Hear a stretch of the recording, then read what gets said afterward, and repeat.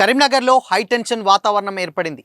కేంద్ర మంత్రి బండి సంజయ్పై హుజురాబాద్ ఎమ్మెల్యే పాడి కౌశిక్ రెడ్డి అనుచిత వ్యాఖ్యలు చేశారంటూ బీజేపీ కార్యకర్తలు ఇవాళ ఎమ్మెల్యే గంగుల కమలాకర్ క్యాంప్ ఆఫీస్ను ముట్టడించేందుకు ప్రయత్నించారు. ఈ క్రమంలో అక్కడున్న పాడి కౌశిక్ రెడ్డి కారుపై బీజేపీ కార్యకర్తలు రాళ్లతో దాడి చేశారు. ఈ దాడిలో ఎమ్మెల్యే కారు అద్దాలు పూర్తిగా ధ్వంసమయ్యాయి. బండి సంజయ్పై చేసినటువంటి కామెంట్స్ ని వెనక్కి తీసుకోవాలని, వెంటనే క్షమాపణలు చెప్పాలని కార్యకర్తలు డిమాండ్ చేశారు. క్యాంప్ ఆఫీస్ వద్దకు భారీగా చేరుకున్న కార్యకర్తలను అడ్డుకునేందుకు పోలీసులు తీవ్రంగా ప్రయత్నించారు. పరిస్థితి అదుపు తప్పడంతో పోలీసులు బీజేపీ కార్యకర్తలపై లాఠీ చార్జ్ చేసి వారిని బెదరగొట్టారు. ఈ సందర్భంగా జరిగినటువంటి తోపులాటలో పలువురు కార్యకర్తలకు స్వల్ప గాయాలైనట్లు తెలుస్తోంది.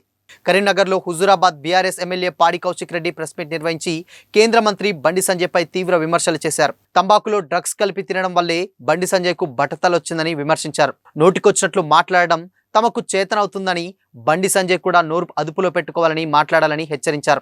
గతంలో ఆయన తన భార్య పుస్తెలతాడమ్మి ఎన్నికల్లో పోటీ చేసినట్టు చెప్పారని, ఎన్నికల్లో బండి సంజయ్ పంచిందంతా అవినీతి డబ్బా లేక రేవంత్ పంపిన డబ్బా అని ప్రశ్నించారు. కేటీఆర్పై నోటికొచ్చినట్లు మాట్లాడితే ఊరుకునేది లేదని, ఏ అంశం మీదనైనా తాము చర్చకు సిద్ధంగా ఉన్నామని అన్నారు. డ్రగ్స్ టెస్టుకు కేటీఆర్ను తాను తీసుకొస్తానని, ఇందుకు బండి సంజయ్ సైతం సిద్ధం కావాలని కౌశిక్ రెడ్డి సవాల్ విసిరారు.